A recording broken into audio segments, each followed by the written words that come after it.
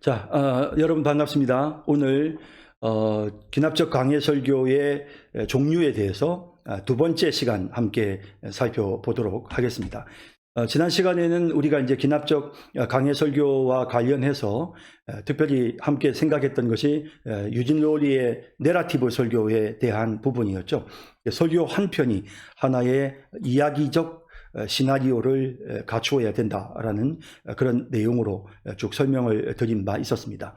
자, 그리고 이제 오늘 여러분들과 이제 함께 생각해야 될 두 번째 기납적 설교의 방식은 데이빗 버트릭이 주장하는 현상학 전개식 설교라고 하는 것입니다. 사실 저도 뭐 철학을 전공한 것은 아니라서 현상학이라는 말의 뜻이 조금은 어렵고 또 여러 가지 책들과 자료들을 좀 살펴봤지만 뭐 이렇다 할 그런 특별한 충분한 그런 지식을 습득하는 데는 제가 좀 한계가 있었습니다. 그래서 그냥 기본적인 개념을 말씀을 드리자면 어떤 그 사물을 이렇게 관찰하는, 그러니까 이렇게 사물을 이렇게 살펴보는 그런 어떤 관점에 따라서 의미가 달라진다라고 하는 게 이 현상학에서 말하는 중요한 부분인 것 같아요. 그래서 일단 현상학 전개식 설교다라고 할 때 이 용어 자체가 여러분들에게 조금 익숙지 않다면 이제 요즘 최근에는 보니까 그냥 전개식 설교다. 그러니까 이제 어떤 설교가 움직임이 있다라는 뜻이겠죠. 그 다음에 또 장면 전환식 설교다. 뭐 이런 표현을 쓰는 것 같아요. 그러니까 현상학이라는 표현보다는 장면, 그러니까 마치 사진으로 촬영하는 것처럼 설교를 하는데, 그런데 그것이 하나의 장면 또 하나의 장면, 그것이 움직임이 있도록 서로 연결시켜주는 이러한 방법으로 설교를 하는 것이 현상학 전개식 설교라고 할 수 있습니다. 조금 이제 말씀을 드리자면, 좀 더 구체적인 내용을 말씀드리자면, 나날이 변하는 인간의 의식 속에 어떻게 효과적으로 하나님의 말씀을 전할 것인가. 자, 그러면 문제는 이제 우리가 자꾸 이제 듣는 데보다는 눈으로 보는 것에 익숙해져 가고 있잖아요. 그리고 그냥 단순히 책을 읽고 또 스필이나 에세이를 보는 그런 데서부터 이제는 영상을 보고 영화를 보는, 이제 또 굉장히 드라마틱한 것들을 이제 많이 보게 되잖아요. 이제 이런 상황이 되다 보니까 아무래도 이제 사람들의 뇌 구조가 그런 부분을 훨씬 더 잘 인식을 하게 되는 것이죠. 그러다 보니까 시대가 바뀌면서 청중들도 바뀌어지고 또 인식의 방법도 새로워지고 있기 때문에, 그러므로 하나님의 말씀을 전하는 데 있어서도 뭔가 좀 새로운 방법론이 필요하다라고 하는, 이것이 이제 데이빗 버트릭이 주장하는 내용인데요. 특히나 이 데이빗 버트릭이 주장하는 가장 핵심적인 부분이 무엇이냐면 청중의 인식 기능에 주목하는 것입니다. 다시 말하자면 사람의 뇌가 설교를 어떻게 인식하는가, 그러니까 인간의 뇌가 어떤 상황, 장면, 설교 이와 같은 것들을 이해하고 그것을 인식하고 또 기억하는 데 이르는 이 모든 과정들을 연구를 하면서 인간의 뇌에 적합한 방식으로 설교를 하는 이런 부분들을 이제 발전시켜 나가자는 것이죠. 자, 그래서 이제 그런 어떤 차원에서 어떻게 이제 설교를 진행을 하느냐 하면, 이 현상학 전개식 설교는 청중이 설교를 들으면서 자기들이 갖고 있는 이 인식의 카메라로 설교의 내용을 한 장면 한 장면 찍도록 그렇게 설교를 디자인해 주어야 된다라는 겁니다. 그러니까 이 장면을 찍어서 이제 이 사진 작가는 장면을 찍어서 자기가 저장을 하고 보관을 하잖아요. 그런 것처럼 설교 시간에 설교를 들으면서 그 설교의 장면들을 찍어서 자기의 뇌에 저장하는 겁니다. 그래서 설교자는 마치 자 이렇게 이 찍을 장면을 세팅하고, 그리고 어디에 초점을 맞추세요, 자 이 장면 한번 찍어 볼까요 라고 하면서 이제 찍을 수 있도록 그렇게 안내해 주는 그런 역할을 하는 거죠. 촬영하는 사진사는 청중이고 이 설교자는 사진을 찍을 수 있게끔 전체적인 것을 배치하고 그리고 어디를 찍으라라고 이렇게 안내하는 이런 역할을 하는 이것이 설교자의 역할이고 이 부분을 잘 디자인해야 된다. 그러니까 설교에 있어서 가장 중요한 것은 설교를 잘 디자인하는 것이다 라는 겁니다. 자, 그래서 인간의 뇌가 잘 설교 메시지를 인식할 수 있도록 설교를 잘 디자인해야 된다. 그의 책에서 이 허르메틱이라고 하는 그의 책에서 Move and Structure, 설교의 구조가 움직임이 있어야 되고 또 그것이 어떤 구조를 갖느냐를 설명하면서 이렇게 지금 제가 말씀드린 것처럼 현상학 전개식 설교 방식에 대해서 설명을 하는 것입니다. 자, 그래서 설교는 몇 개의 장면으로 구성되는데 각각의 장면마다 청중이 어떤 부분에 초점을 맞추고 어떤 구도로 사진을 찍어야 하는지를 설교자가 잘 안내해야 한다는 것입니다. 자, 제가 앞서 말씀드렸던 내용과 같죠? 그리고 이 각각의 장면들은 서로 연결이 되어서 하나의 중심 주제가 드러나도록 설교가 디자인되어야 한다라는 것입니다. 자, 그래서 이제 이것이 이제 좀 여러분들에게는 조금 오늘 이제 처음 이런 설교를 접하시는 분들에게는 조금 낯설게 느껴지실 수가 있겠는데요. 자, 이런 내용들을 여러분들이 잘 기억하시고 제가 이렇게 설교의 예를 몇 편 보여드릴 테니까 그걸 보시면 무슨 말인지 이해가 되실 것입니다. 그래서 설교를 하되 장면으로 설교를 하고 그리고 우리의 뇌가 잘 인지할 수 있게끔 설교를 디자인해야 된다라는 것이죠. 자, 그 다음 또 보십시다. 각각의 장면이 연결이 되어서 앞서 말씀드린 것처럼 하나의 중심 주제가 드러나야 돼요. 그러니까 이 장면이 또 다른 내용, 저 장면이 또 다른 내용, 그렇게 하면 안 되고 각각의 장면이 연결되어서 하나의 중심 주제가 드러나게끔 설교를 디자인해야 됩니다. 각각의 장면은 정물 사진이 아니라 활동 사진처럼 움직임이 느껴져야 합니다. 그래서 요즘 우리가 이제 움짤 사진 이런 거 많이 찍잖아요. 그래서 몇몇 사진들을 이렇게 합작해서 이렇게 움짤 사진을 찍는데 그런 것처럼 이 청중이 각각의 장면들을 인지할 때 그 장면이 굉장히 입체감이 있고 그 장면이 움직임이 있게끔 설교하라는 겁니다.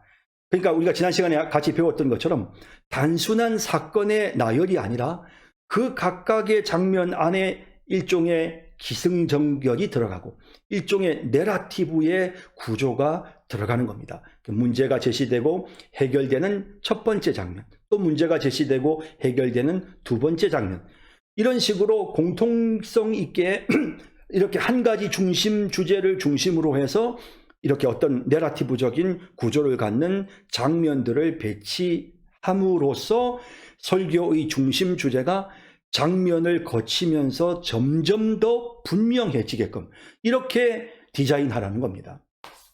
그리고 각 장면은 새로운 장면으로 전환되는 것이 아니라 동일한 주제, 동일한 구조로 나아가도록 전개해야 한다. 물론 이제 제가 여기 지금 이제 전환이라는 말도 틀린 건 아니죠. 이 장면에서 그 다음 장면으로 넘어가는 건데, 근데 제가 이제 여기서 이 전환이라는 말보다는 전개라는 말을 여러분들에게 지금 사용해서 설명하는 이유는 뭐냐면, 전환이라면 뭔가 그냥 바뀐다. 장면 자체가 완전히 확 달라지는 느낌이 있지만 전개라고 하면 똑같은 구조, 똑같은 주제, 그러면서 비슷한 형식으로 그 다음 장면으로 넘어가면서 그러면서 뭔가 이게 앞의 장면과 연결되어서 전진하는 것 같은 그런 느낌이 들도록, 그래서 장면이 전개되어지면서 점점 설교의 주제가 더 명확하게 드러나게 하는, 자, 이런 방식으로 설교를 하는 것이 형상학 전개식 설교입니다.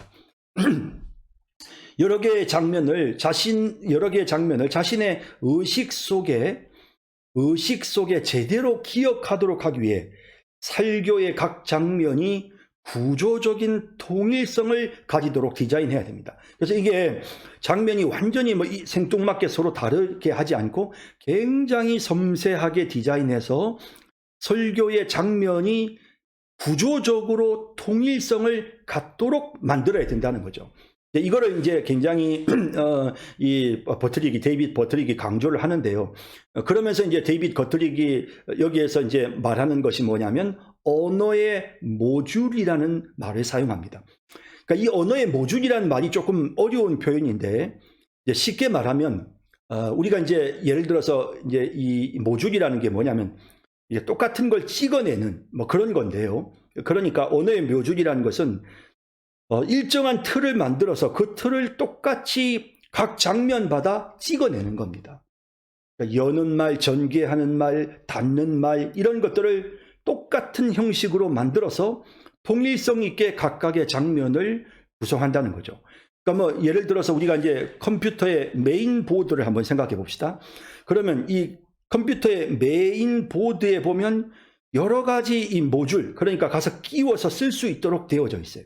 그래서 CPU도 업그레이드 되면 좀 새로운 걸 넣어서 거기다가 끼우면 되고, 그 다음에 또 뭐 비디오 카드나 혹은 사운드 카드 같은 경우도 좀 더 업그레이드 시켜서 좋은 게 나오면 또 그걸 거기에다가 갖다 끼우면 되는 거죠. 이와 같은 방식으로 딱 규격화된 어떤 틀을 그대로 유지하면서 내용만 살짝 바꿔주는 이런 식의 방식을 사용하라는 겁니다. 왜 이렇게 해야 될까요? 인간의 뇌가 그것을 가장 잘 인식하기 때문이라는 거죠.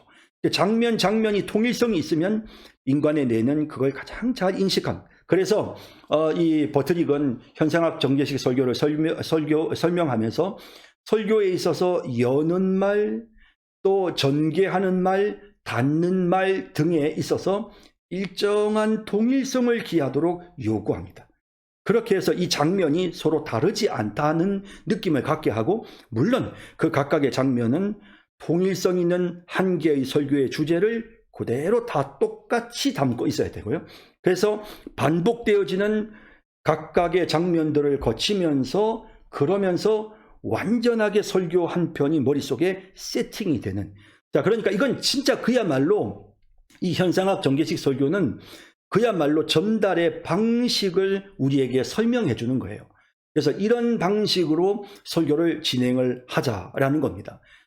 자, 그래서 이제 우리는 지금까지 뭐 소론이 있고 본론이 있고 결론이 있었잖아요. 그 뭐 본론에 대지가 있고 뭐 이런 식의 구성으로 이렇게 진행을 해 나가는데, 이러한 구성으로 우리가 이제 설교하는 것이 아니라 이것을 각각의 장면으로 만들어서 이것을 구성하는 겁니다. 그리고 이제 인간의 뇌가 한 개의 장면을 정확히 머릿속에 집어넣으려면 한 개의 장면은 4분에서 5분 정도가 적합하다는 거죠. 그러니까 한 페이지 이내가 되어야 된다는 거고요.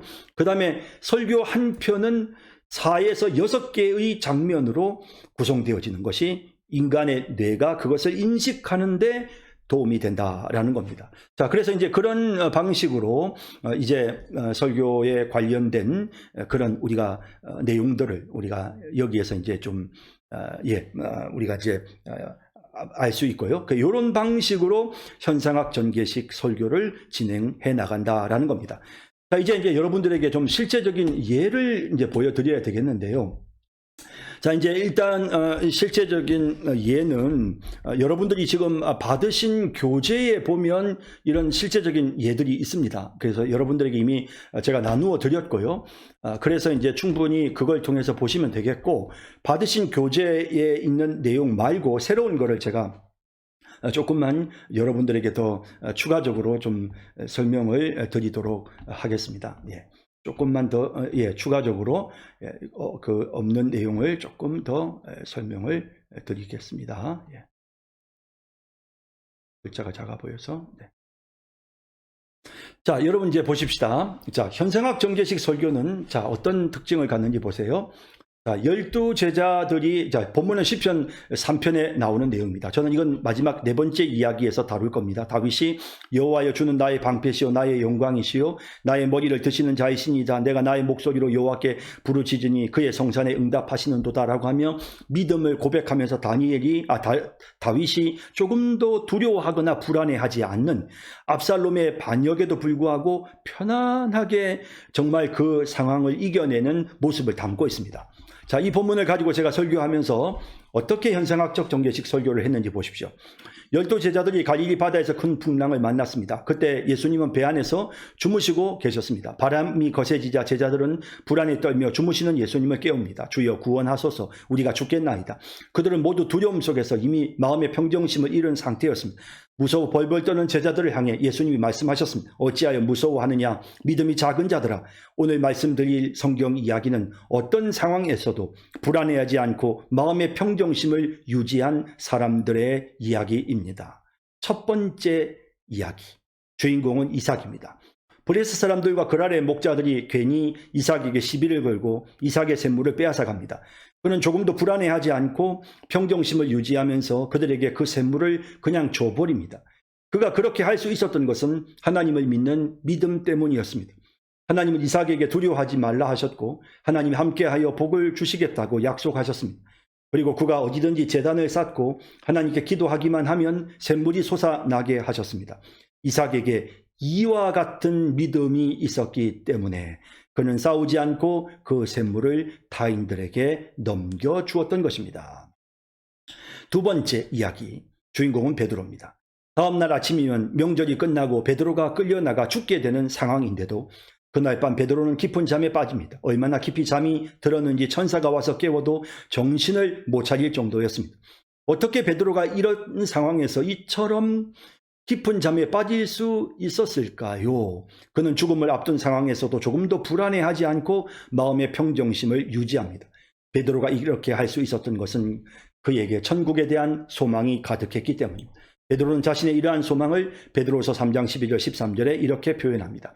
하나님의 날이 임하기를 바라보고 간절히 사모하라. 그날에 하늘이 불에 타서 풀어지고 물질이 뜨거운 불에 녹아지려니와 우리는 그의 약속대로 의가 있는 곳인 새 하늘과 새 땅을 바라보도다. 그의 이런 믿음으로 인해 그는 조금도 불안해하거나 초조해하지 않고 평정심을 유지할 수 있었던 것입니다. 자, 첫 번째 장면과 두 번째 장면은 거의 유사한 구조를 갖고 있죠. 구조 자체가 그렇습니다. 문제가 생겼지만 그 문제를 해결하는 담대한 모습, 그리고 그 이유는 바로 믿음이다. 구조적으로 동일한 장면이라는 것을 우리가 느낄 수가 있는 거죠. 믿음으로 그들은 이 상황을 이겨내었다라는 겁니다. 자, 그 다음 이제 세 번째 페이지도 보십시다. 세 번째 장면도 보십시다. 세 번째 이야기의 주인공은 스데반입니다. 스데반은 핍박자들에게 돌을 맞는 고통스러운 순간에도 조금도 불안해하거나 동요하지 않았습니다.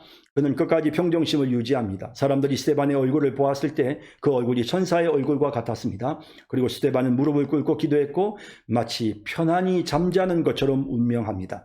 사도행전 7장에 그들이 돌로 스데반을 치니 스데반이 부르짖어 이르되 주 예수여 내 영혼을 받으시옵소서 하고 무릎을 꿇고 주여 이 죄를 그들에게 돌리지 마옵소서 이 말을 하고 자니라 합니다.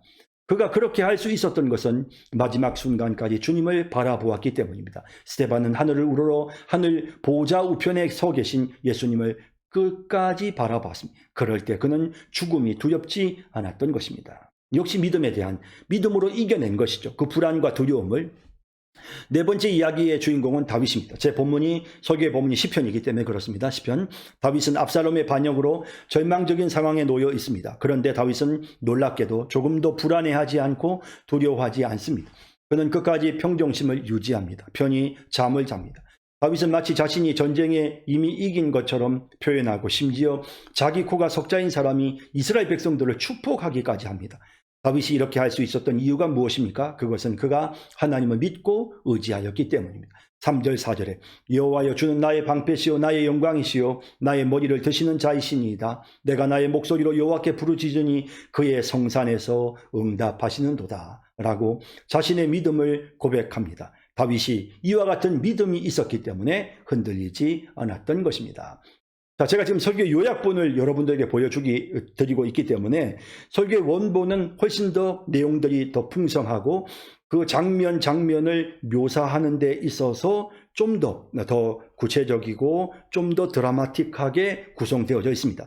자, 일단 여러분들이 오늘 지금 처음으로 접하시는 분들이 있으실 텐데 이 현상학적 정계식 설교라는 이 부분을 여러분들이 보시면서 이 부분이 여러분들에게는 좀 좀 너무 이렇게 본문은 마지막 부분에서만 다루어지고 있고, 그리고 너무 지금 앞부분에서 좀 성경 이 본문과 상관없는 다른 본문의 이야기들이 너무 많이 나오고 있는 것 같은, 그래서 마치 이 본문 이 설교가 어찌 보면 마치 무슨 주제 설교 같은 그런 느낌으로 느껴질 수도 있습니다.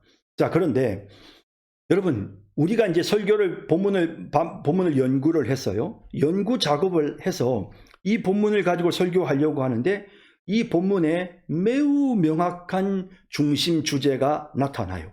그러니까 시편 8편 3편이 그런 본문인데요. 압살롬의 반역으로 인하여 정말 극심한 심리적 고통을 겪어야 되는 다윗임에도 불구하고 그가 전혀 두려워하지 않고 마음의 평정심을 유지합니다. 왜? 믿음 때문에. 자, 그러므로 이 시편 3편이라고 하는 이 설교, 이 본문을 서기했을 때 다윗은 주님을 믿는 믿음으로 두려워하지 않습니다. 라고 이렇게 본문의 주제를 정하겠죠. 그리고 설교의 제목은 어떻게 정할까요? 여러분, 두려워하지 맙시다. 라고 설교의 본문을 정할 수 있습니다. 그런데 본문에서 그다지 대지를 만들 만한 그런 요소들이 별로 없어요. 왜냐하면 원포인트 메시지로만 기능할 수 있는 그런 본문이에요. 자, 뭐 여러 가지 복잡한 내용이 없고 딱 한 가지 설교의 중심 주제가 딱 돋보여요. 자, 이런 경우에 여러분들은 어떤 식으로 이 설교를 풀어나가시겠습니까? 현상학 전개식 설교는 굉장히 긍정적인 설교의 방식으로 성도들에게 이 본문이 말하려고 하는 중심 주제를 정확하게 뇌에 인지시켜 줍니다. 그래서 이삭의 이야기를 통해서 전개되는 빼앗긴 자의 불안감, 그런데 믿음, 그리고 그것을 극복해 나감, 그가 극복해 나가는데 그 이유는 바로 믿음이었다 라는 이런 이야기, 그 똑같은 사실은 이 시편 3편이 보여주고 있는 설교와 동일한 주제를 가지고 있는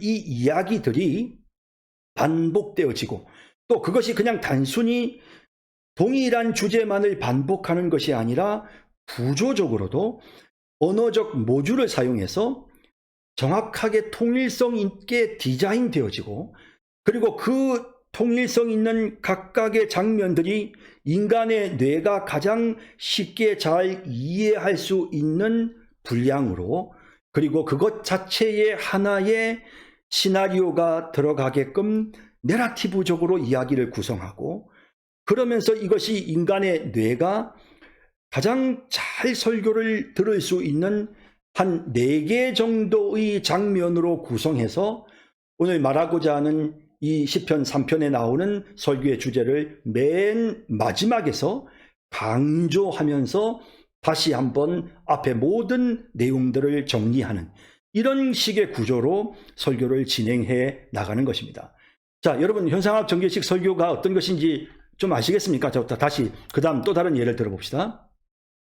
마귀의 시험을 이기려고, 이건 예수님께서 마귀의 시험을 이겨내는, 광야에서 시험 당하실 때 그 시험을 이겨내는 내용인데요. 자, 어떻게 진행하는지 보십시오.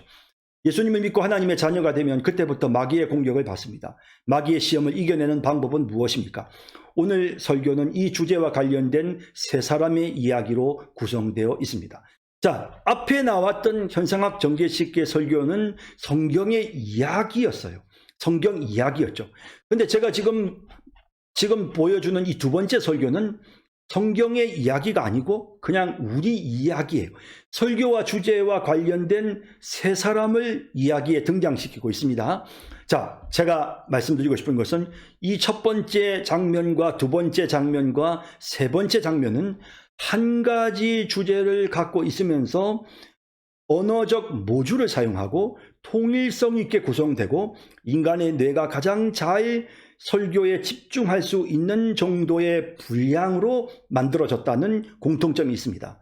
자, 보시죠. 어떤 식으로 구성하는지 보십시다. 첫 번째, 김치엽 집사 이야기. 좀 더 현상학 전개식 설교는 그 묘사 자체가 상당히 좀 이렇게 그 그림 언어 혹은 좀 더 이렇게 다양한 그런 수사적인 기법들을 쓰는데요.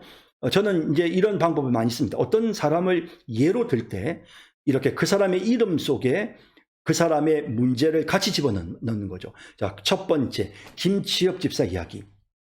김치엽 집사는 다니는 회사가 부도가 나서 휴직을 했습니다. 절박한 상황에서 김치엽 집사가 이전에 다녔던 회사와 유사한 업종의 한 경쟁업체 사장으로부터 이전 회사에서 만든 신제품 기술을 그대로 카피해서 자기 회사에서 비슷한 다른 제품을 만들어주면 좋은 조건으로 스카웃하겠다는 제안을 받았습니다. 마음이 흔들립니다.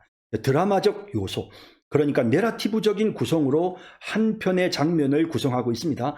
제 설교문을 보면 훨씬 저런 부분들이 아주 구체적으로 생동감 있게 매우 실제적으로 그렇게 마치 한 편의 소설을 보는 것 같은 그런 느낌이 들게끔 장면을 묘사합니다. 예수님은 광야에서 40일 동안 금식하셨습니다. 그때 마귀가 예수님에게 나타나 어떻게든 먹고 살아야 하지 않겠느냐며 자신이 가진 능력으로 떡을 만들어 먹으라고 유혹합니다. 예수님은 마귀를 향해 사람이 떡으로만 살 것이 아니요 하나님의 입으로 나오는 모든 말씀으로 살 것이라 하였느니라 라고 대답하셨습니다. 예수님은 끝까지 하나님을 바라봤습니다. 자신이 먹고 사는 것이 하나님의 손에 달려있다고 선포하셨습니다. 시험이 찾아왔지만 예수님은 하나님께 집중하면서 마귀의 유혹을 이겨내었던 것입니다. 김치엽 집사는 예수님이 시험을 이기셨던 말씀을 생각했습니다. 그리고 도무지 방법이 없어 보여도 먹고 사는 문제를 하나님이 책임지신다는 믿음으로 그는 하나님께 집중하였습니다. 그리하여 그 유혹을 이겨낼 수 있었습니다. 자, 여러분 첫 번째 장면을 보셨습니까? 두 번째 장면도 똑같은 구조를 갖습니다. 하지만 등장하는 인물은 다릅니다. 다른 내용을 다루겠죠? 두 번째, 박자랑 집사 이야기. 박자랑 집사는 자신이 얼마나 교회를 사랑하고 또 성경을 많이 아는지를 사람들에게 보여주어야겠다는 생각을 했습니다. 하지만 내가 인정받으려고 교회를 이용하고 성경을 이용하는 것 같은 느낌이 들고 다른 교인들에게 내 영향력을 확장하기 위해 자꾸만 가식적으로 행동하는 것 같은 마음이 들어 안절부절 못합니다. 예수님은 인간의 몸을 입고 이 땅에 오셨습니다. 그러므로 일반적인 사람들처럼 자기를 드러내고 싶은 유혹을 받으셨습니다. 마귀가 예수님에게 나타나 거룩한 성전과 성경 그리고 하나님의 천사를 이용해서 자신이 얼마나 탁월한 존재인지를 시험해 보라고 유혹합니다. 그때 예수님은 마귀를 향해 주 너의 하나님을 시험하지 말라 하셨느니라 라고 대답하십니다. 어떤 경우에도 예수님은 자기 자신의 욕구를 위해 하나님을 이용하는 죄를 지을 수가 없었습니다.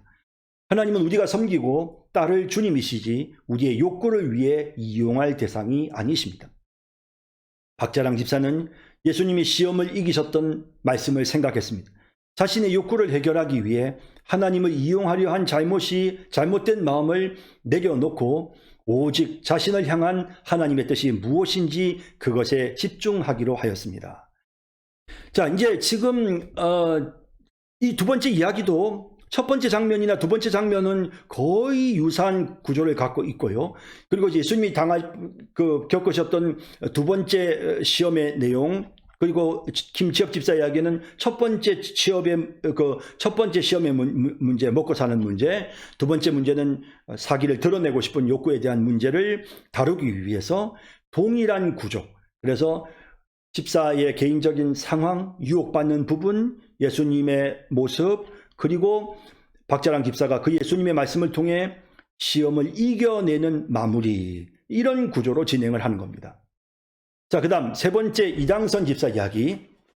이당선 집사가 국회의원 선거에 출마해서 위기를 만났을 때 선배 국회의원으로부터 유명한 점장이를 소개해 줄 테니 만나라는 전화를 받았습니다. 예수님은 이 땅의 왕이 되기 위해 오셨습니다. 그러나 그렇게 되기 위해서는 고난의 길을 가야 했습니다. 세상 죄를 지고 가는 하나님의 어린 양이 되셔서 십자가에 못 박혀 죽으셔야 했습니다. 그런데 그때 마귀가 예수님에게 자신에게 무릎을 꿇기만 하면 천하 만국을 다 넘겨주겠다며 예수님을 유혹합니다. 예수님은 마귀를 향해 사탄아 물러가라. 기록되었으되 주 너의 하나님께 경배하고 다만 그를 섬기라 하였느니라 라고 말씀하셨습니다. 예수님은 조금도 흔들림이 없었습니다. 하나님께 집중했습니다. 자신의 목표를 위해 마귀를 섬기는 쉬운 길을 간 것이 아니라 오직 하나님을 섬기며 하나님의 뜻을 따랐던 것입니다. 이당선 집사는 예수님이 시험을 이기셨던 말씀을 생각했습니다. 그의 마음속에 하나님을 의지하는 마음이 생겼습니다. 합력하여 손을 이루시는 하나님께 모든 것을 맡기고 비록 낙선이 되더라도 하나님만 의지하고 하나님의 뜻대로 하기로 마음에 결심했습니다. 자, 예수님의 세 가지 시험을 가지고 실제적인 김치엽 집사와 박자랑 집사와 이당선 집사의 예를 통해서 구체적으로 성경이 말씀하시려고 하는 중심 주제를 추출해내서 그리고는 이제 이것을 동일한 언어의 모듈로 세팅한 것입니다. 그렇게 함으로써 반복되는 이 이야기를 통해서 설교를 듣는 청중은 가장 쉽게, 가장 명확하게 성경에서 말씀하시고자 하는 내용을 충분하게 인지하게 되는 것입니다. 자, 그래서 현상학 정제식 설교 방식은 계속해서 말씀드리지만 어떻게 하면 좀 더 잘 인지할 수 있도록, 잘 깨닫고 잘 이해할 수 있도록 하느냐에 대한 탁월한 설교법, 거의 천재적인 설교법이다라는 느낌이 들 정도입니다. 물론 제가 지금 보여드리고 있는 이 설교문들은 데이빗 버트릭이 설명했던 그런 예는 아닙니다. 그와 같은 설교의 형태를 가지고 제가 이렇게 응용해서 이제 제가 성경 본문을 가지고 우리 성도들의 삶 속에 맞도록 설교를 새롭게 디자인했습니다.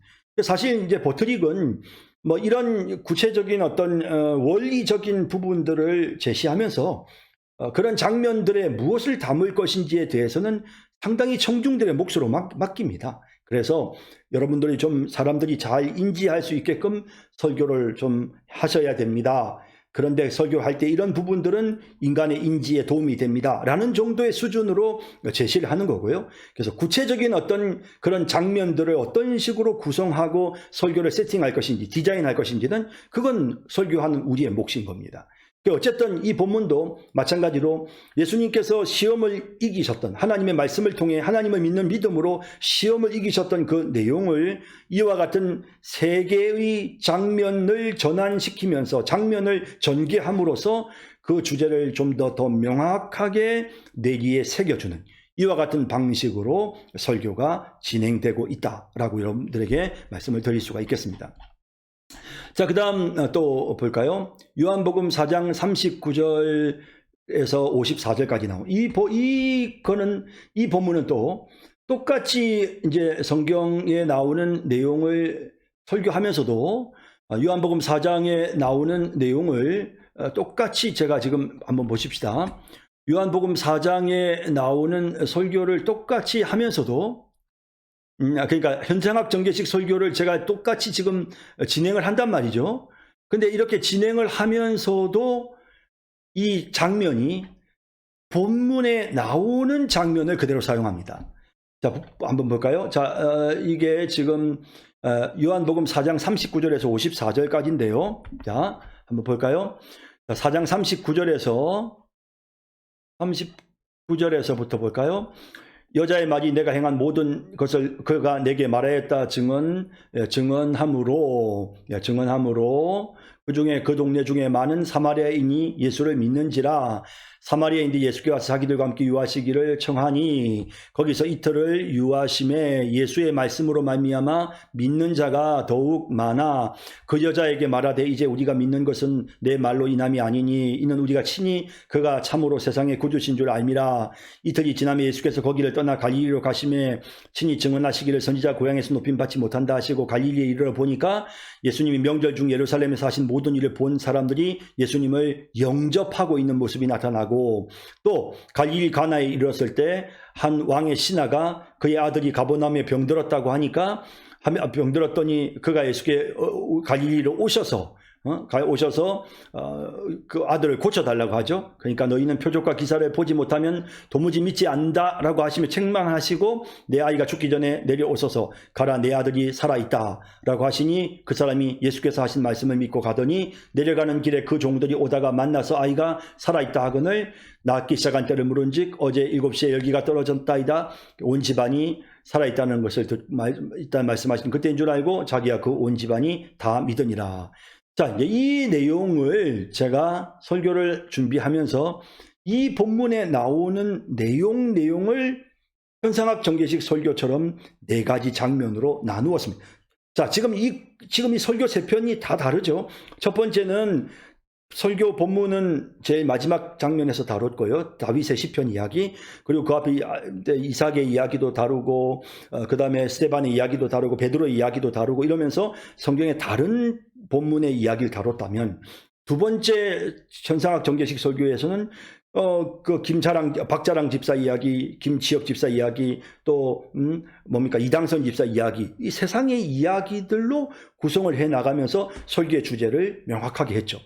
그런데 여기 이 요한복음 4장 39절에서 54절까지의 본문에서는 본문에 나오는 내용을 가지고 장면을 만들었어요. 똑같은 구조로 세팅을 했는데 보시죠. 첫 번째 이야기, 갈릴리 사람들의 믿음. 갈릴리 사람들이 그의 유월절에 매우 놀라운 광경을 예루살렘에서 목격합니다. 예수님 홀로 막강한 권력을 가진 예루살렘 종교 지도자들을 대항하시는 모습과 기적을 행하시는 모습을 직접 보았습니다. 이 표적을 목격한 갈릴리 사람들의 반응은 예수님에 대해 매우 호의적인 것으로 나타났습니다. 그래서 예수님이 갈릴리에 오셨을 때 모두 한 마음이 되어 예수님을 영접하였습니다. 하지만 그들의 호의적인 태도는 얼마 가지 않았습니다. 특별한 기적을 추구하고 자신의 소망을 이루는 것에 집착하는 믿음은 마치 모래 위에 세운 집처럼 금방 무너질 수밖에 없는 가짜 믿음. 결국 그들은 얼마 후에 예수님을 배척하고 말았습니다. 자, 믿음. 표적에 치중하는 믿음. 그들은 결국 예수님을 배척합니다. 두 번째 이야기, 사마리아 사람들의 이야기. 사마리아 소가성에 살던 한 비천한 여인이 기적을 체험했습니다. 그래서 담대히 사람들에게 예수님을 알릴 수 있었죠. 여인의 행동은 놀라운 결과를 가져왔습니다. 사마리아 사람들이 예수님을 믿습니다. 하지만 이들의 믿음은 여인의 체험에 근거한 믿음이었죠. 표적에 대한 믿음. 그래서 체험을 추구하고 신비롭고 놀라운 기적에 근거한 이들의 믿음을 예수님께서는 그냥 두지 않으시고 온전케 하셨습니다. 약하고 부실한 초보적인 믿음을 예수님은 성숙한 믿음으로 성장시키시죠. 그들은 예수님이 전해주시는 말씀을 들으면서 그 말씀에 근거하여 예수님이 세상의 구주이심을 분명히 믿게 했고, 예수님 우리의 신앙이 하나님의 말씀을 듣고 믿는 신앙이 되도록, 말씀 중심의 신앙이 되도록 우리를 이끄셨던 것입니다. 두 번째 이야기는 역시 그런 방향으로 가죠. 설교의 제목이 말씀 위에 세워진 믿음입니다. 갈릴리 사람들의 믿음, 표적에 근거했기 때문에 배척합니다. 사마리아 사람들의 믿음, 표적에 근거했기 때문에 약할 수밖에 없어요. 그래서 예수님은 온전케 만드셨습니다. 세 번째 이야기, 왕의 신하의 믿음. 예수님은 갈릴리 간에 이르렀을 때 헤로드 왕의 신하 한 명이 예수님을 찾아왔습니다. 죽어가는 아들을 둔 아버지에게 필요한 것은 예수님의 치유하시는 능력입니다. 평소에 예수님의 자비로우신 성품을 생각한다면 자신의 죽음을 코앞에 두고 절박한 심정으로 도움을 요청하는 이 아버지를 요구대로 직접 가셔서 치료하시고 일으키실 것 같습니다. 하지만 예수님은 신하의 요구대로 움직이지 않으셨습니다. 대신 예수님은 그 아들이 살아날 것이라고 말씀하셨습니다. 이제 이 사람에게 필요한 것은 예수님을 모시고 가서 그 능력으로 아들을 살려야 한다는 간절한 소원이 아니라 예수님의 말씀을 믿는 믿음이 필요하게 되었습니다.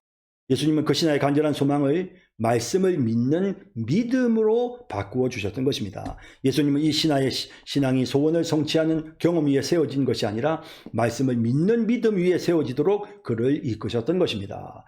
자, 어떻습니까? 첫 번째, 두 번째 이야기 다 똑같이 지금 성경 본문에 나오는 것을 이야기로 구성했지만 그 이야기 속에 동일한 주제가 담기도록 그렇게 본문을 지금 풀어나가고 있습니다. 네 번째 이야기, 보지 못하고 믿는 복된 믿음. 아들을 살리러 가버나움으로 빨리 출발하자고 요청하는 왕의 신하를 향해 48절에 예수께서 이르시되 너희는 표적과 기사를 보지 못하면 도무지 믿지 아니하리라라고 책망하셨습니다. 왕의 신하도 당시 유대인들도 하나님의 말씀을 믿기보다는 자신들의 기대와 소원이 눈앞에서 이루어지는 체험에 더 치중하였던 것입니다. 우리의 믿음의 근거는 오직 불변하시는 하나님의 말씀이 되어야 합니다. 많은 사람들이 예수님 앞에 나와서 표적과 기사를 요구합니다. 하지만 그 믿음은 곧 무너지고 맙니다. 그래서 우리의 신앙이 체험적인 부분에 머물지 않고 말씀에 근거한 믿음이 되도록 하시기 위해 하나님은 우리에게 성경을 주셨습니다. 예수님은 보지 못하고 믿는 자들이 복되다 하시면서 성경이 기록된 목적이 이처럼 보지 못하여도 믿을 수 있는 복된 믿음을 가지도록 하기 위함이라고 하십니다. 성도 여러분, 우리의 신앙은 지금 무엇에 근거하고 있습니까? 하나님의 말씀에 근거한 확실한 믿음을 가지는 우리 모두가 되기를 바랍니다.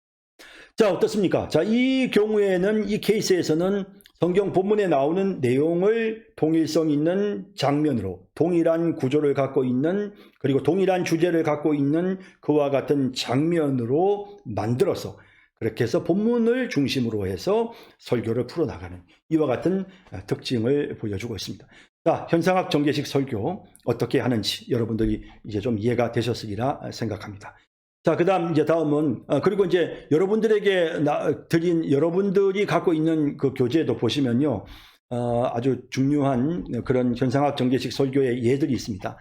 특히 이런 하나님의 명령을 무너뜨리는 전통, 이건 여러분들이 꼭 한번 보셨으면 좋겠고요. 시간이 없어서 제가 다 설명을 못 드립니다만은, 이런 부분들도 다시 한번 살펴보시면 좋겠습니다. 자, 그다음 여러분들과 함께 그 다음번 설교의 형태를 보도록 하겠습니다. 이번에 우리가 함께 살펴볼 내용은 1인칭 내러티브 설교입니다.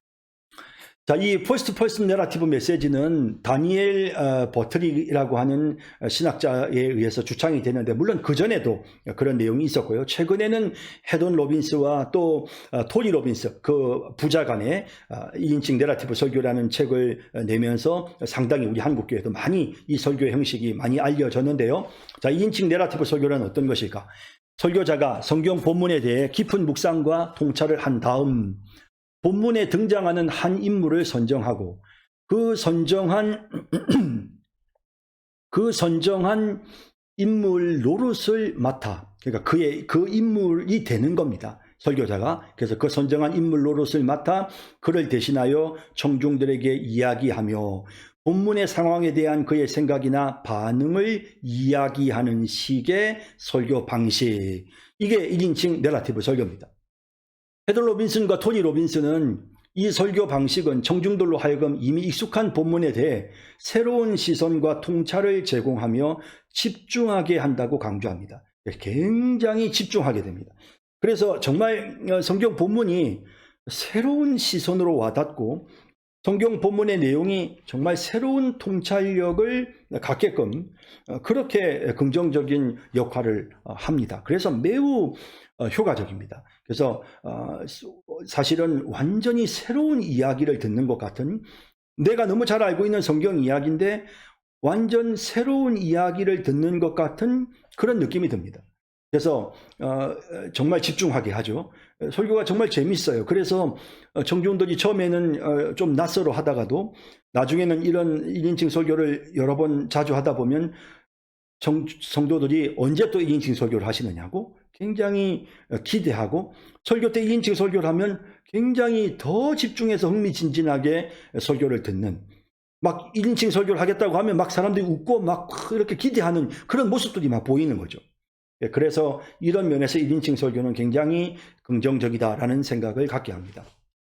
1인칭 내러티브 설교는 본문의 내용을 가장 효과적으로 전달할 사람을 1인칭 인물로 결정하고 본문의 중심 주제가 부각되도록 이야기를 구성해 나가는 그런 구조입니다. 그래서 제가 이제 여러분들에게 나누어 드린 교재에도 보면 나타나지만 여러 가지 경우가 있는데, 사실은 욥이 겪었던 그런 고난에 대한 이런 부분들을 진짜 욥이라는 인물이 되어서, 그래서 이제 그 상황을 쭉 이렇게 풀어서 이제 설명해 나가는 거죠. 욥이라는 인물이.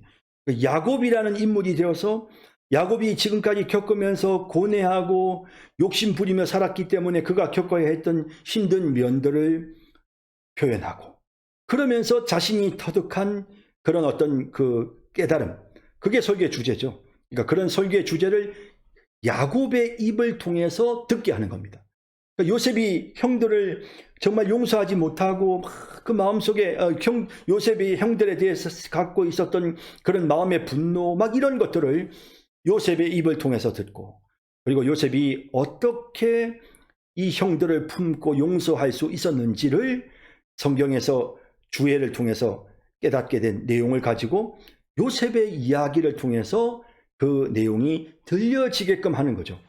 그렇게 했을 때 굉장한 우리가 너무 잘 아는 내용인데도 불구하고 굉장히 참신하면서도 상당히 설교에 집중하게끔 만들고, 그리고 고개를 끄덕이게 하고 공감하게 하고, 진짜 요셉이 그렇겠구나 라는 느낌이 들면서 상당히 아주 긍정적인 그런 느낌으로 설교를 듣게 되는 것이죠.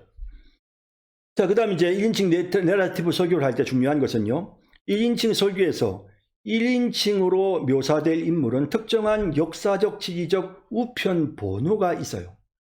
그러므로 인물에 대한 연구, 당시의 역사적, 지리적 세부사항을 토대로 설교를 잘 구성해야 됩니다. 자, 그러니까 제가 예를 들어서 만약에 헤롯 노빈스의 설교 집에 보면 그런 내용이 나오는데요. 만약에 내가 헤롯 대왕이라면 헤롯 대왕의 인물에 대한 역사적인 연구를 충분히 해야 됩니다. 그리고 그런 어떤 역사적, 지리적 세부 사항들을 토대로 해서 그 사람이 등장해야 됩니다. 자, 지금부터 제가 헤롯 왕이 되어서 여러분들에게 말씀을 드리겠습니다. 여러분, 저는 정말 왕이 되는데 참 어려움이 많았습니다. 자, 충분한 역사적인 연구가 이루어져야 됩니다.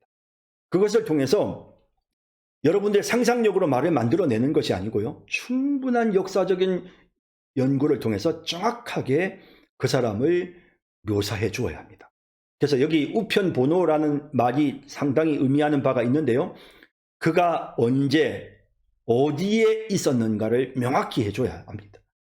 근데 이제 이게 사실은 이제 조금 이제 여러분들도 이게 설교를 하다 보면 조금 딜레마에 빠지는 부분이, 그러면 헤롯 대왕이 설교를 다 끝내고 나서 헤롯은 1세기의 인물인데 그 1세기의 인물이 오늘 20세기, 21세기에 오늘 우리 시대까지 와서 말을 하도록 할 것인지, 아니면 그냥 그는 1세기의 인물로서만 말하고 사라지고 오늘날 청중들에 대한 적용은 설교자인 내가 할 건지를 여러분들이 결정해야 합니다.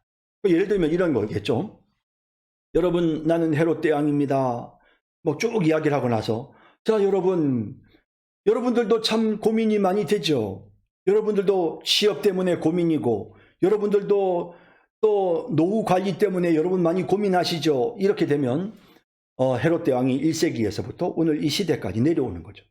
그렇게 하지 말고, 제가 볼 때는 그렇게 하는 것보다는 1인칭 설교는 그냥 그 사람이 역사적으로 있었던, 저는 야곱입니다. 제가 이런 경험을 했고, 저는 그 순간 하나님께서 이렇게 저에게 깨닫게 해주셨습니다. 저는 그 사실을 깨달았습니다. 여러분, 제가 모든 걸 다 내려놓고 전능하신 하나님을 믿고 의지했을 때, 그때 저는 모든 것을 다 내려놓을 수가 있었고, 그 순간 나는 진정한 이스라엘의 축복을 받을 수 있었습니다. 이렇게 야곱의 시점에서만 이야기를 하고 나서 그 다음에 1인칭 시점에서부터 다시 설교자의 시점으로 돌아오는 거예요. 자, 지금까지 여러분들은 야곱의 이야기를 들으셨습니다. 자, 지금까지 여러분 헤롯의 이야기를 들으셨습니다. 자, 여러분 어떻습니까? 야곱과 우리는 똑같은 경험을 합니다. 그러면서 설교자의 입장으로 와서 마지막에서 여기 지금 나와 있죠. 결론 부분에서 설교자가 성경 인물에서 빠져나와서 주제를 강조하고 결단을 촉구함으로써 설교를 마무리하는 것이 좋습니다. 그렇지 않고 그냥 야곱으로서 여러분들도 욕심 부리지 마세요, 이렇게 청중들을 향하여 결단을 촉구하는 메시지를 하는 것은, 그건 너무 인위적이고 약간 설교에 거부감을 느끼게 합니다.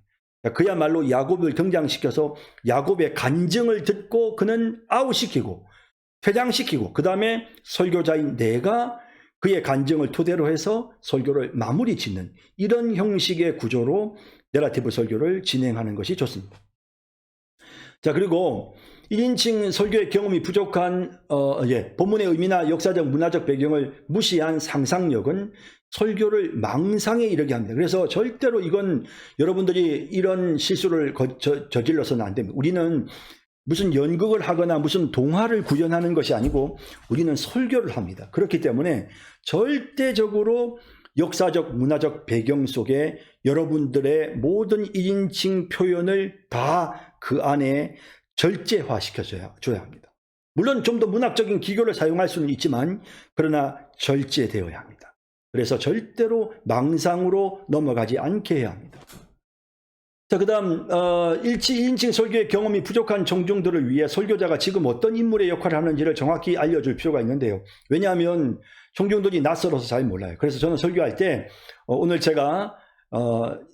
저는 지금부터 제가 야곱이 되어서, 자, 오늘 이 본문의 내용을 여러분들에게 좀 더 세밀하게, 그리고 좀 더 간단하게, 그러니까 좀 더 구체적으로, 좀 더 이 본문의 내용을 좀 더 생생하게, 그러면서도 좀 더 간략하게 여러분들에게 이 본문의 내용을 설명하기 위해서 제가 지금부터 요셉이 되어서 말씀을 드리겠습니다. 자, 저는 지금부터 요셉입니다.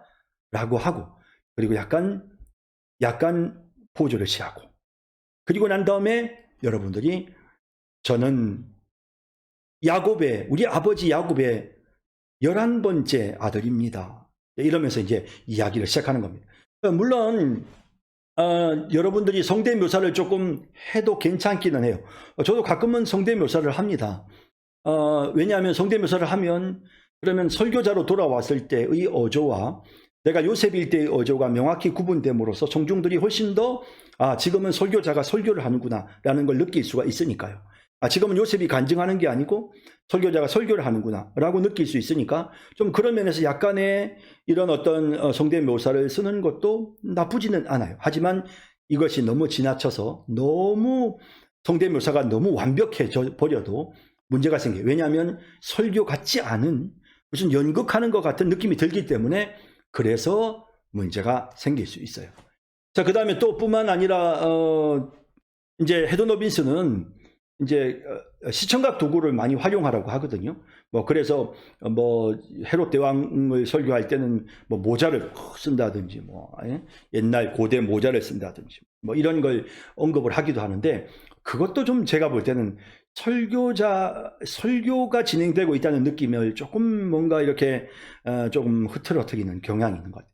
시선을 좀 분산시키는 경향이 있는 것 같아요. 그래서 그냥 1인칭 설교는 기교 없이 그냥 저는 요셉입니다.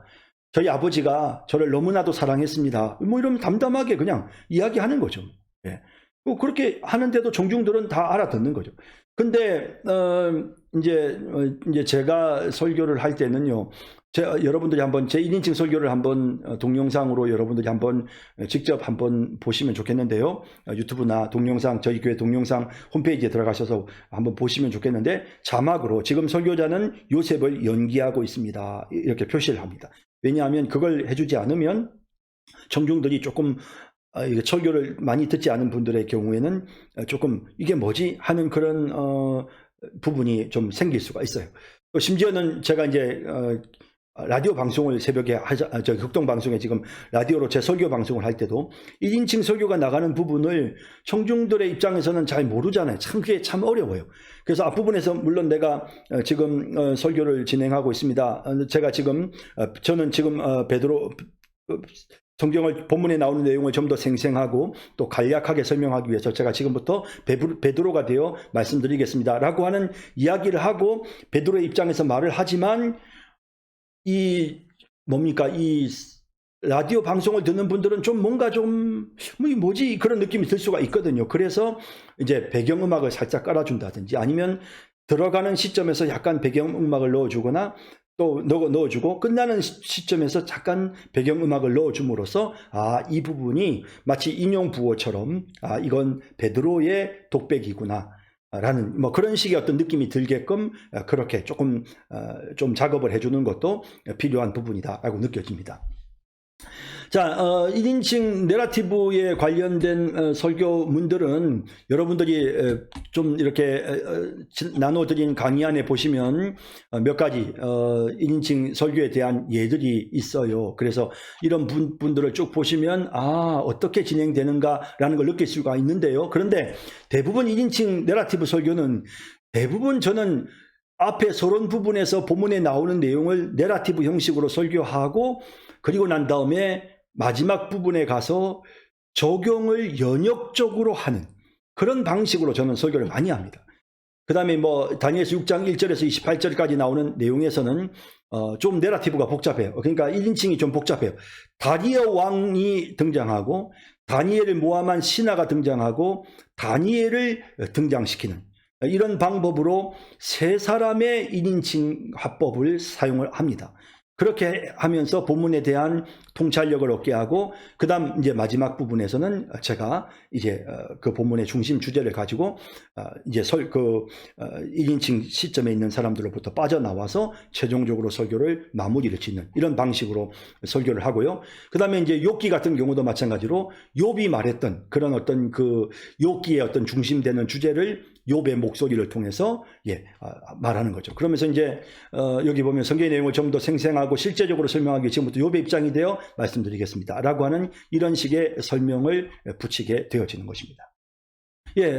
그리고 이제 뭐 제가 좀 비교적 최근에 했던 설교에는 보면 그 1인칭 설교에 어떤 것이 있느냐 하면요. 잠깐 요거 부분 보여드릴게요. 1인칭 설교에 이런 부분이 있습니다. 사도행전의 27장에 보면 그 바울이 탄 배가 그 파선하는 아데라무테오 배가 파선하는 그런 과정인데, 그런 과정을 어떻게 이제 극복하고 이겨내는지에 대해서 사실은 연역적 구조로 설교를 마무리 지어요. 그래서 우리가 어떻게 하면 이런 어려운 상황에서 설교의 내용을 보면, 그래서 예수 믿고 구원받은 이게 아니네요. 그러면서 이제 마지막 부분에 가서는 요점을 중심으로 해서 이제 설교를 제가 마무리를 짓는데요. 연역적으로 마무리를 짓는데, 그렇게 되기 전까지 제가 앞부분에서 이 풍랑이는 바다에서 겪는 이야기들을 생생한 언어로 백부장 율리오의 입장으로 이 배의 선장이기도 백이 이송하는 책임을 맡았던 인물이죠. 그러면서 이제 이 사람을 등장시키는 거예요. 그래서 본문 말씀을 좀 더 간략하게 또한 생생하게 말씀드리기 위해 제가 지금부터 바울을 로마로 이송하는 일에 책임을 맡았던 로마의 백부장 율리오가 되어 말씀드리겠습니다 하면서 이때부터 이제 자막이 지원이 됩니다. 설교자는 지금 백부장 율리오를 연기하고 있습니다 라고 이렇게 자막을 지금 보여주고요. 저는 유대의 제수도를 가이사랴로부터 로마까지 이송하는 책임을 맡은 로마의 백부장 율리오입니다. 이번 여행에 제가 호송하는 제수들은 대부분 중대한 죄를 지어 처벌을 받기 위해 로마로 호송되는 자들입니다. 하지만 로마 시민권을 가진 바울은 다른 이유가 있어서 로마로 호송되었습니다. 자, 그러면서 이제 쭉 이제 내용을 설명을 하는데, 한번 여러분들이 제 홈페이지에서 이 설교를 한번 들어보시면요, 굉장히 생생하고 성경에 나오는 이 사도행전 27장에 나오는 그 복잡한 내용들이 백부장 율리오의 입을 통해서 1인칭으로 묘사되었을 때 정말 너무나도 그 부분이 생동감 있고 살아있는 느낌으로 설교가 들리는 겁니다. 그래서 이 1인칭 내러티브 형식은 제가 볼 때는 꼭 이 1인칭을 통해서 완벽한 설교를 마무리 짓는 것도 방법이겠지만, 오히려 그보다는 성경 본문에 나오는 내용을 1인칭을 사용해서 적절하게 묘사하기. 그래서 이 본문에 나오는 내용을 좀 더 적절하게 잘 설명하기 위해서 저는 1인칭 화법을 사용하는 것이 굉장히 설교를 집중하는데, 또 성경에 나오는 내용을 쭉 풀어서 설명하는데 매우 효과적이더라 라는 것을 여러분들에게 꼭 말씀을 드리고 싶고, 그런 면에서 여러분들이 설교 때 1인칭을 많이 사용하는 것도 큰 도움이 되는 부분이라고 그렇게 생각이 됩니다. 자, 이제 여러분들과 함께 마지막 4페이지 설교를 한번 보도록 하겠습니다. 자, 4페이지 설교는요,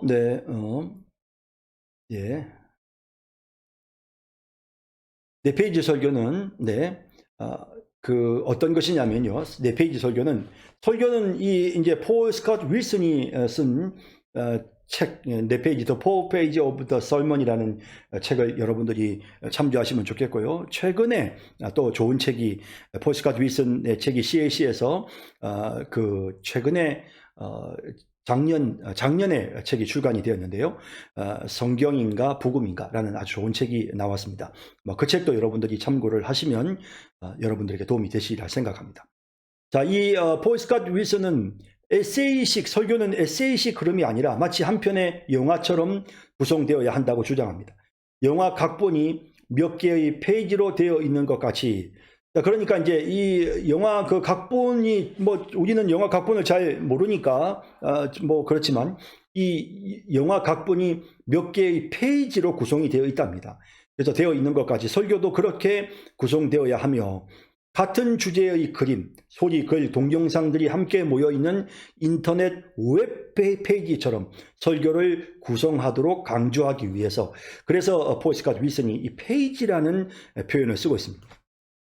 자, 이 4페이지 설교는 성경 본문과 이 세상을 구분하고, 그리고 문제와 해결을 구분하는 그런 구조를 갖습니다. 자, 그래서 이 설교를 딱 구성해 놓고 보면 성경 본문을 다루고 이 세상을 다룹니다. 그리고 문제를 다루고 해결을 다룹니다. 그래서 그렇다 보니까 어떻게 되냐면 첫 번째 페이지에서는 이 성경 본문에 나타나고 있는 문제, 이 본문에 등장하는 인물들이 지금 겪고 있는 문제, 그 다음에 두 번째 페이지에는 이 세상에 있는 문제, 우리가 지금 겪고 있는 문제죠. 이 세상에 있는 문제. 그 다음에 세 번째 페이지에서는 본문에 나타나는 하나님의 해결, 문제 해결, 하나님 어떻게 본문을 해결해 나가시는지, 본문에 나타나는 하나님의 해결. 그리고 네 번째 페이지에서는 이 세상에 나타나는 하나님의 해결. 자, 여러분 어떤 방식인지 이해가 되세요? 그러니까 본문에 나타나는 문제, 세상 속에 나타나는 문제, 본문에 나타나는 해결, 세상 속에 나타나는 해결. 이걸 가지고 1페이지, 2페이지, 3페이지, 4페이지를 구성하는 것입니다. 그러다 보면 문제가 해결되는 방식으로 나아가는데 세 번째 페이지에서는 당연히 성경 속에서 이 문제가 어떻게 해결되는지를 보여주니까 세 번째 페이지는 본문의 주제를 담게 되는 거고요. 그 다음에 네 번째 페이지는 본문의 문제가 해결되는 그 원리를 도입해서 이 세상에서 우리가 지금 겪고 있는 문제를 해결하는 구체적인 방법을 말해주는 거니까, 그러니까 이 네 번째 페이지에서는 설교의 주제가 다루어지게 되는 거거든요. 그래서 이제 본문의 주제에서는, 그러니까 세 번째 페이지에서는 이 사건, 이 본문이 말하려고 하는 중심 주제가 설명이 되어져야 되고요. 네 번째 페이지에서는 그걸 적용하는 그런 어떤 적용의 내용이 강조가 되는 것입니다. 자, 그래서 가만히 보면 문제와 해결이라는 구조, 그러니까 하나님께서 어떻게 이 문제를 해결하시는가, 그러니까 다시 말하면 이 세 번째 페이지는 하나님의 은혜, 혹은 세 번째와 네 번째 페이지는 하나님의 은혜 혹은 하나님의 복음, 이렇게 표현할 수 있습니다. 그래서 은혜와 복음이라고 하는 그런 어떤 내용으로 해결, 하나님의 해결, 복음을 제시하는 거고요. 그리고 하나님의 은혜를 설명하는 이런 구조를 갖는 겁니다. 그래서 문제가 이런저런 문제들이 우리에게 정말 많이 있지만, 이런 문제들이 많이 있지만, 그러나 이 문제는 해결될 수 있습니다. 하나님이 해결해 주십니다. 하나님 우리에게 은혜를 베푸십니다. 이게 복음입니다. 이런 식의 구조로 설교를 풀어나가야 된다라는 거죠. 그래서 이런 구조를 가지고 설교를 하는 것이 굉장히 설교를 쉽게 만들 수 있고, 또 설교를 듣는 청중들도 설교를 쉽게 듣는 그런 방법이 되는 것입니다. 네 페이지 설교, 각각의 페이지가 가지는 단순한 반전의 방식을 통해 첫 번째 페이지와 두 번째 페이지는 세 번째, 네 번째 페이지를 자연스럽게 이끌며 설교의 통일성이 만들어지게 되는 겁니다. 예를 들어서 폴 스캇 윌슨이 여러 가지 예를 제시하는데 한 가지만 제가 제시를 하면요. 첫 번째 페이지, 이사야는 부족한 사람입니다. 두 번째 페이지, 우리 세상은 부족한 곳입니다. 우리도 부족합니다. 이 세상의 문제, 그러니까 성경 속에 나타나는 등장인물의 문제를 두 번째 페이지에서는 관련된 우리의 문제를 제시하는 거죠. 그 다음 세 번째 페이지에서는 하나님께서 이 본문에 보니까 이사야에게 새로운 정체성을 부어주십니다. 네 번째 페이지, 하나님 우리에게 새로운 정체성을 주십니다. 적용으로 나아가는 것입니다. 자, 이런 식의 구조를 갖는 거죠. 자, 그래서 여러분들이 이제 본문을 보실 때 여러분들이 내러티브식 기납적 구성을 갖고 있는 이야기식 본문을 딱 봤더니 그 본문이 너무나도 명확하게 해답이 제시가 돼요. 자, 그래서 여러분들이 누구나 봐도 문제를 어떻게 해결하는지 해답이 너무 명확하게 제시될 경우에는 그 해답을 중심으로 해서 현상학 전개식 설교를 해도 되고요. 그 다음에 그 해답을 중심으로 해서 네 페이지 설교를 해도 좋아요. 네 페이지 설교는 어떻게 해요? 문제가 이거였는데 해결을 이렇게 하나님 해결해 주셨다. 오늘 우리도 마찬가지다. 우리에게 이런 문제가 있잖아. 하나님이 이 문제 우리에게 이렇게 해결해 주신다. 라고 하는 그런 구조를 갖는 거죠. 그러니까 저는 결혼식 할 때 자주 이 설교를 자주 하는데요. 뭐 예를 들어 포도주가 떨어졌어요. 가장 중요한 결혼식을 행복하게 만드는, 정말 결혼을 행복하게 하는 포도주가 떨어졌어요. 그러니 더 이상 이 결혼식장이 흥겹지도 행복하지도 않아요. 첫 번째 문제. 그 다음 두 번째 페이지에서 오늘 우리의 문제. 신랑 신부가 서로 결혼하지만 시간이 지나면 사랑의 호르몬이 다 말라버려요. 그래서 서로를 향한 뜨거운 행복의 그런 포도주, 서로를 사랑하는 사랑의 포도주가 어느 날 갑자기 말라버려요. 세 번째 페이지, 성경 속의 해결. 주님이 해결해 주셨습니다. 주님이 마리아의 요청을 들으시고 주님이 해결해 주셨습니다. 물로 포도주를 만드셨습니다. 주님이 다시금 그 결혼식을 행복하게 만드셨습니다. 네 번째 페이지, 예수님이 두 사람의 행복을 가져다 줍니다. 예수님이 두 사람을 진정으로 행복할 수 있도록 다시 회복시켜 주시는 분입니다. 그러므로 여러분은 예수님을 의지해야 됩니다. 이렇게 설교를 풀어나가는 거죠. 그래서 굉장히 물로 포도주를 만드셨어 라는 가장 일반적인 내용이잖아요. 그럼 이걸 가지고 여러분들이 설교를 어떻게 네대지, 3대지 설교, 연역적 강해 설교 못하죠. 이 본문 가지고는. 근데 기납적 설교를 하는데 그럼 어떻게 설교할 것인가? 현상학 전개식 설교 가능하죠. 그래서 이런 어떤 그 변화에 관련된 그런 내용들을 중심으로 해서 현상학 전개식 설교 가능합니다. 그 다음에 또 그런가 하면 지금 이렇게 4페이지 설교 가능한 거죠. 자, 그러면 내러티브 설교는 어떻게 해야 되나요? 내러티브 설교는 어떤 경우에 해야 되느냐? 분명히 본문에서 메인 아이디어를 찾아내기는 했어요. 그런데 메인 아이디어를 찾아내고 설교의 주제는 찾아냈어요. 문제에 대한 해답을 찾아내는데 문제의 해답이 너무 어려워요. 그냥은 잘 몰라요. 여기저기 찾아보고 또 연구해야 되고 본문의 전후 문맥을 살펴봐야 돼요. 이럴 경우에는 내러티브 설교를 하는 거예요. 그러면서 청중들도 함께 그 풀이에 참여시켜서 그들도 함께 풀어나가면서 아하라고 느낄 수 있게끔 그렇게 설교를 해나가는 거죠. 그러니까 똑같이 한 개의 문제를 해결한다고 하는 문제 해결이라는 이와 같은 기납적 구조는 동일한데, 이 문제와 해결이라는 이 기납적 구조가, 이런 기납적 구조 속에서 문제와 해결이 굉장히 해결 과정이 실마리를 풀어야 되고 복잡해. 그럴 경우에는 내러티브 형식으로. 그리고 누가 봐도 문제와 해결이 너무 정확해. 다윗이 믿음으로 골리앗을 쓰러뜨렸어. 자, 그러면 골리앗 차이, 우리가 정말 골리앗을 물리칠 수 없는, 그런데 골리앗을 다윗이 믿음으로 골리앗을 물리쳤어요. 근데 그걸 가지고 첫 번째 물맷돌이 상징하는 것은 이것이고 두 번째 물맷돌은 뭐고, 이렇게 설교할 수는 없어요. 기납적 구조를 갖고 있기 때문에 다윗은 믿음으로 골리앗을 쓰러뜨렸습니다. 첫 번째 문제, 첫 번째 페이지.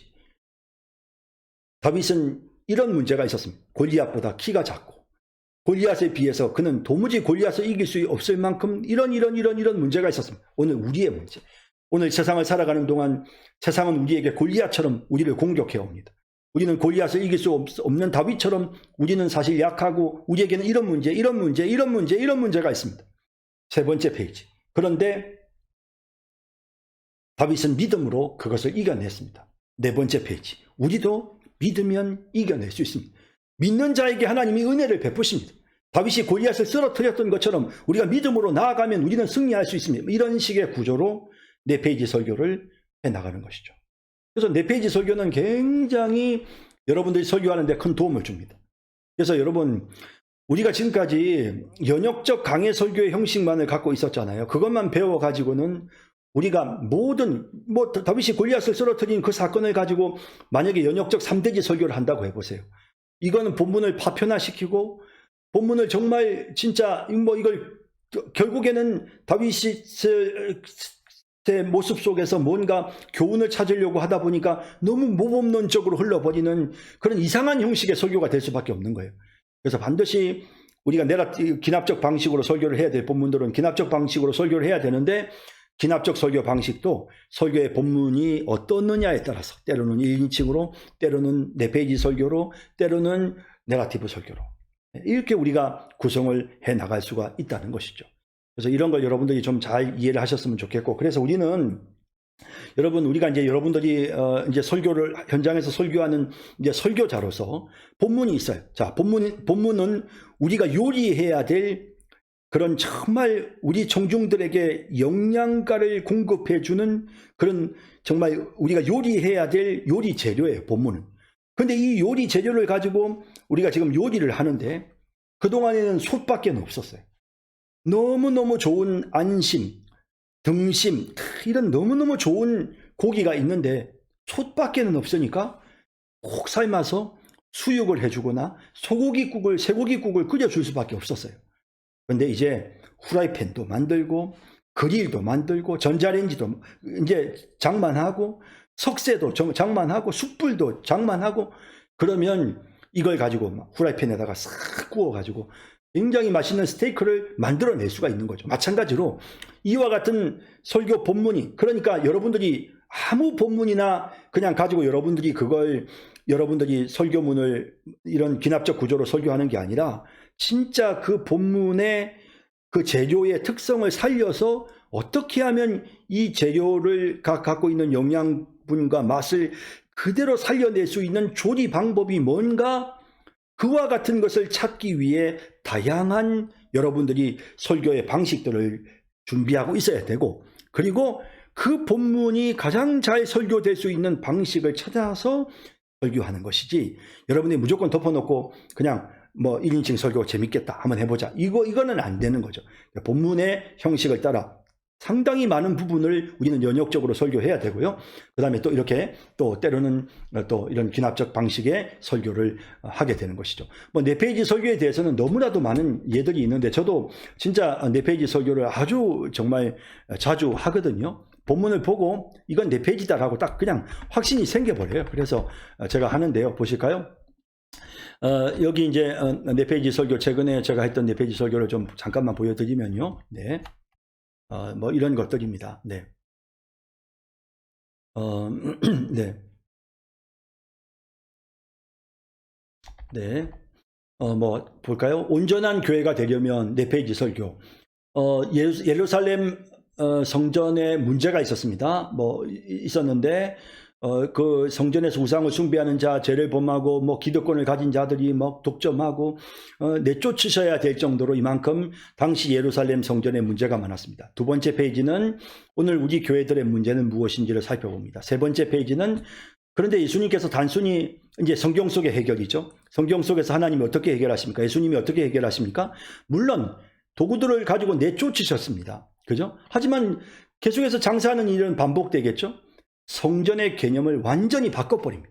그래서 이 성전을 무너뜨리시고 그리고 새로운 성전을 세우겠다고 말씀하시죠. 예수님을 통해서 이 문제가 해결될 수 있는 겁니다. 4번째 페이지는 오늘 우리 교회들의 문제도 마찬가지입니다. 우리는 예수님을 의지하고 예수님에게 집중해야 됩니다. 예수님이 이 문제를 해결해 주십니다. 이런 관점으로, 이런 방식으로 1번째 페이지, 2번째 페이지, 3번째 페이지, 4번째 페이지를 이제 진행해 나가는 겁니다.